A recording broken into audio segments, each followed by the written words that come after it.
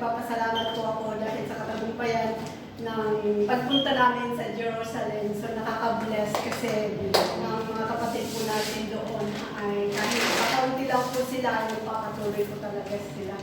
Amen. And nakaka-bless kasi nagiging loyal po talaga sa church na ito. And let us continue to pray with them now. Tayo po ay nagkakaisa na magpatuloy dahil sinasabi nila na dalawa lang sila minsan, pero praise the Lord, yung di ba nakaka-inspire yung pagpapatuloy nila kahit dadalawa lang sila na ini-imagine ko nga kung kamo nila ginagawa yung service nila. Praise the Lord na nakaka-bless po talaga na nagpatuloy sila every Friday, di ba? So, amen. So, gusto ko din i-share yung nangyayari sa amin ni Sister Yoli doon sa dagat. So, nagpunta kami doon. So, i-share ko lang yung paano kami pinapasaya ni Lord sa aming buhay. So, malakas yung alon. Hindi ako marunong lumangoy.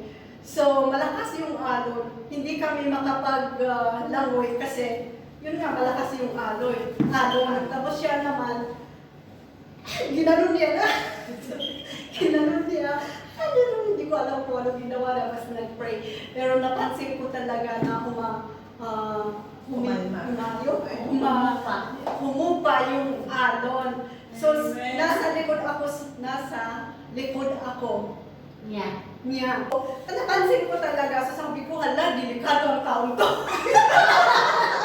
Sabi ko, delikado ang tao to, baka mamaya, pina-stop ko ang alon, baka mamaya, sabi niya, parang ako si Kibuloy. Yung talaga yung iniisip ko, tapos tawa ako ng tawa ko, pero praise the Lord, na ganun talaga gumagalaw ang Panginoon sa ating buhay. A same plate na kung yung pure heart po natin ay totoo na nagsisilbi sa Panginoon, na He is always ready to listen to our prayer para ma-enjoy naman natin yung nature na gusto nating ma-enjoy.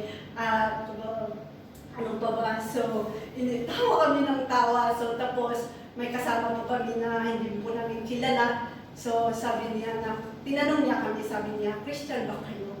Sabi niya. So, sabi naman ni Sister Yuri, opo, bakit alam mo? Sabi niya. Naramdaman ko, sabi niya. Naramdaman daw niya. So, may kasama siya na isang lahi, ibang lahi. So, tinanong ko sa kanya na anong lahi siya. So, sabi niya, British. So, sabi ni Sister Yuri, ay, maganda yun, di ba, Christian? Tapos sabi ko naman sa kanya, ako gusto ko yung mga unbelievers. Tapos sabi naman niya, mahirap yun, hindi mo alam kung anong gagawin nila sa'yo. Ikaw nga, pina-stop mo yung alon. Sila pa kaya, kayang-kayang i-transform ni Lord yun. Yung alon pa kaya, tawa na naman kaya. Praise the Lord, yun ang po ang kasiyahan na ginagawa ng Panginoon sa amin. Isa pa yung may nagko-comment sa aking Facebook, sabi ko, pinakita ko na naman sa kanya, sabi niya, i-block mo na nga yan. At saka marami po talagang nagsasabi na i-block ko siya. Pero sabi ko, ayoko nga, ang Diyos po ay napaka-powerful. Kung sinasabi niya ay tama din siya, ako din sinasabi ko na tama. Ako, bakit ko siya i-block? Diba kung wala siyang makikita na tama, hindi na niya malalaman kung ano ang tama.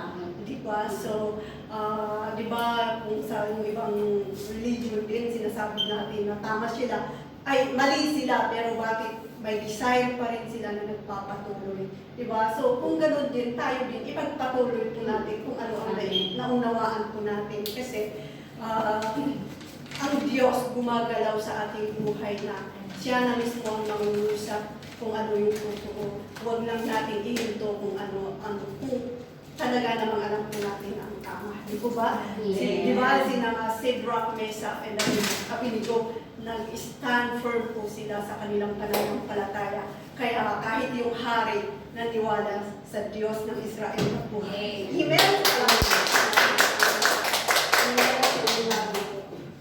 Ayan, mayroon pa po mga kapatid. Nakaka-bless, totoo po yun.